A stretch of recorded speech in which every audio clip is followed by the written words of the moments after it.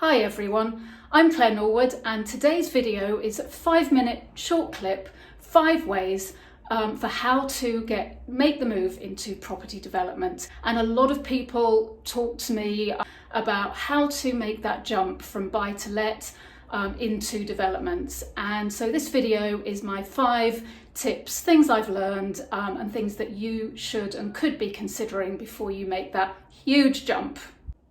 So number 1, I think people do not realise just how long it takes for a development to complete. From the minute you've got to source that deal, you then have to purchase it, you have to fund it, and then you have to build it out if that's what you're going to do. You then have to sell it and exit successfully.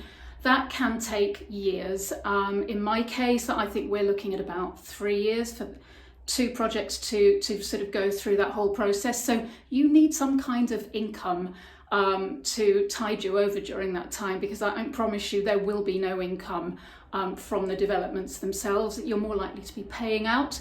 So you need some kind of regular income, whether that's a buy-to-let portfolio, or if you're lucky enough to have inherited or got divorced and had a great settlement, or if your partner is willing and able to support you during that time, that's great, but you don't jump in without having that base covered.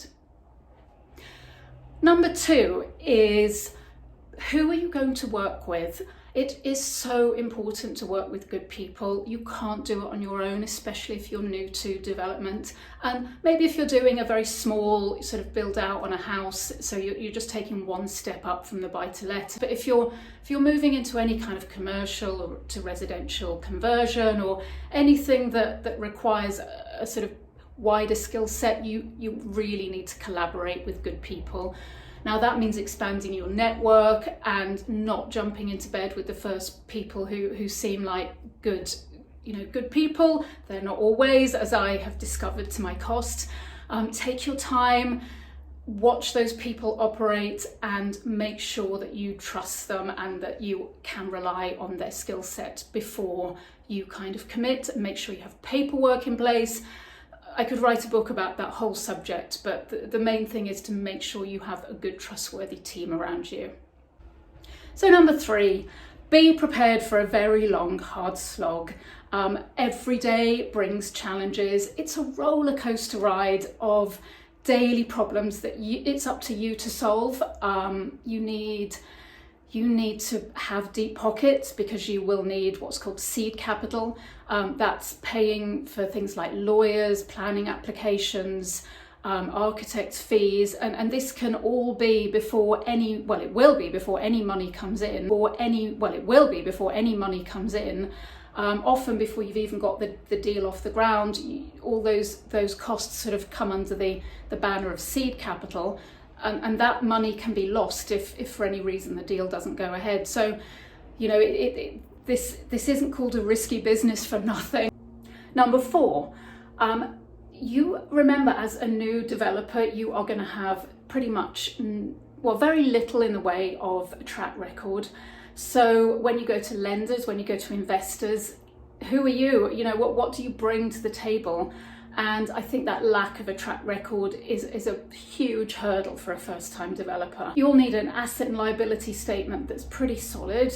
You'll need a good credit rating, and you'll need to, this is why I talked earlier about having good partners. This is why, if there's somebody a bit less experienced, you can team up with a more experienced team. You can then sort of piggyback off the back of their track record and their experience.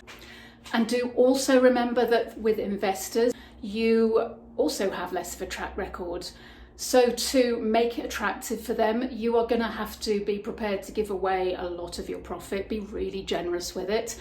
We are giving away 50%, half of our profit, to our investors, because as developers with less track record, we represent a greater risk. So at the beginning of your journey, you have to be prepared to give more away.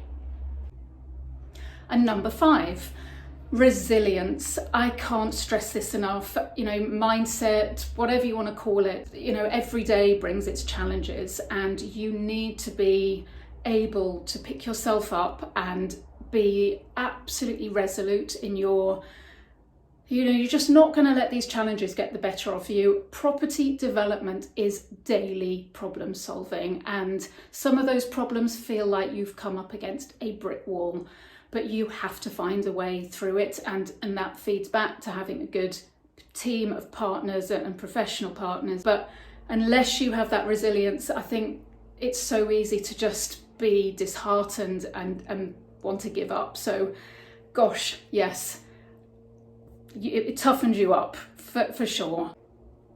So there you go, 5 pointers as somebody who is not yet at the end of their first 2 development projects. And there's no reason for concern, but you just feel like until it's completed and you've paid your investors back and you've paid the bank back and it's not finished till it's finished. Has it been worth it? Some days I would probably say no, but on the whole, I think everything it's brought me has absolutely, it has been worth it. But do not jump in unless your eyes are open to all that and probably a whole lot more. But anyway, that's just to give you an overview. I hope it's